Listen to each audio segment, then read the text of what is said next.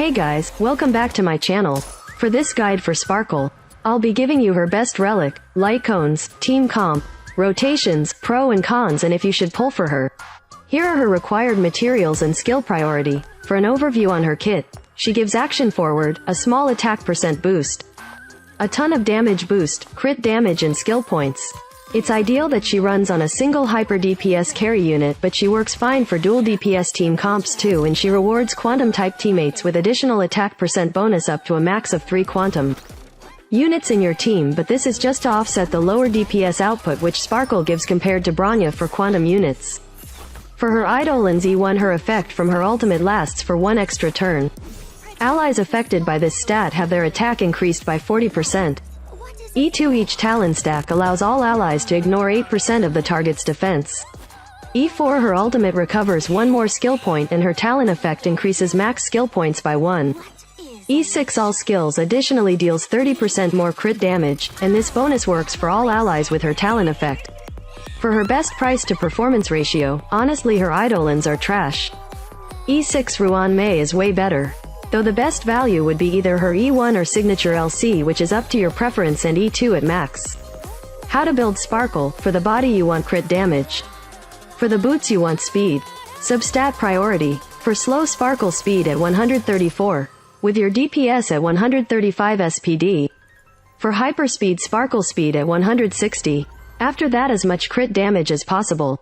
Effect res and defensive stats lastly. Note that with Wind Set plus Dance it's just not going to be viable. Players should go with either 134 or 160 speed Sparkle.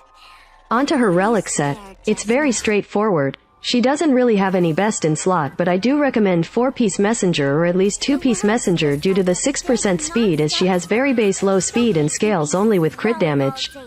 Also you can run Rainbow Sets, as it all comes down to crit damage and speed substats over any Relic Set bonuses for Sparkle. And now for the Planar Ornament main stat. For the rope you want energy regeneration rate. For the orb HP % or defense %. If your Sparkle is tanky enough, you can run any main stats as long as the relic piece has a ton of crit damage or speed.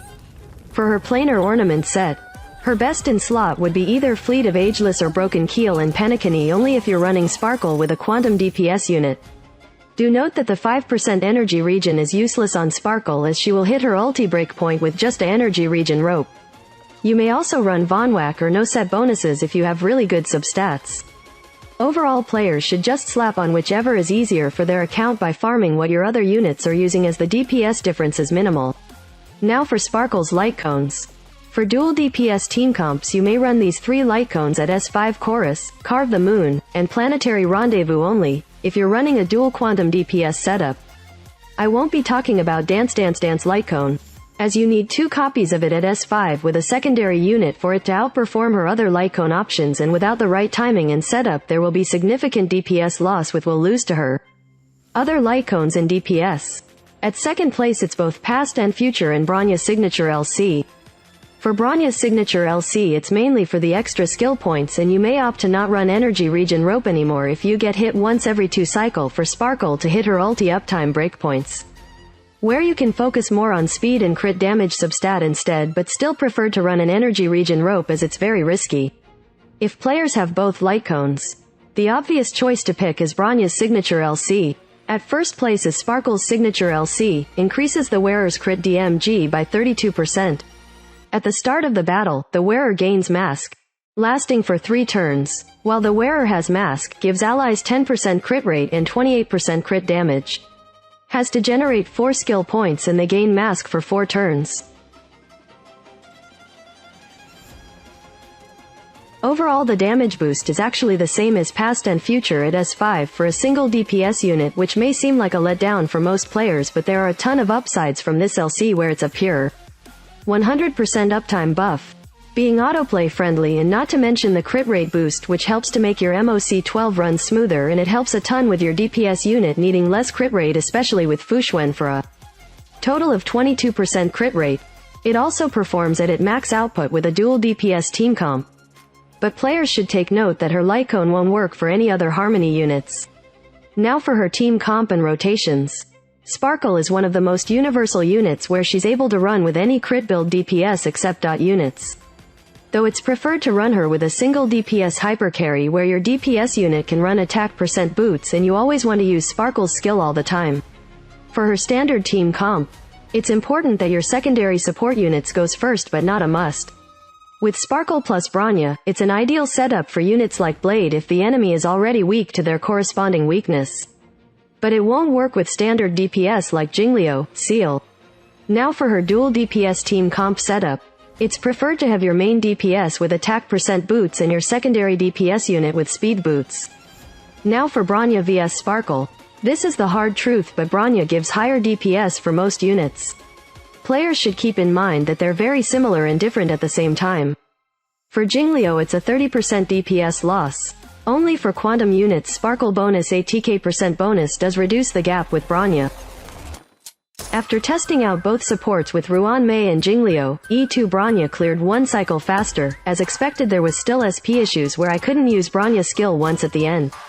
Even with her E1, but if I had her Sig LC or Ruan Mei's, it would have been a 2-cycle clear instead. With Sig LC you won't run into SP issues and it's indirectly a 50% DPS boost.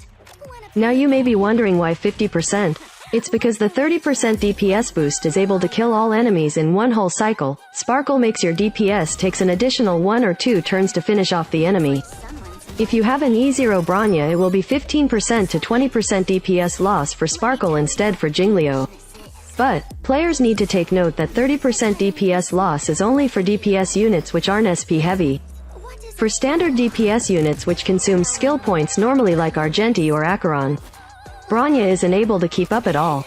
With the skill points and her skill uptime will only be 2/3 instead at most case scenarios. Where Sparkle has a 100% uptime skill buff no matter what, or Imbibed or Lune, it's pretty good considering that it's a 20% DPS boost with Sparkle, and with units like Huo or Tingyun they can skill spam for more ulti uptime for way higher DPS output, especially with an E2 IL. Basically the opposite scenario of Jingliu. For Sparkle pros and cons. Pros. She's S-tier huge skill point pool. Great for units which are SP hungry like Imbibed or Lune or QQ.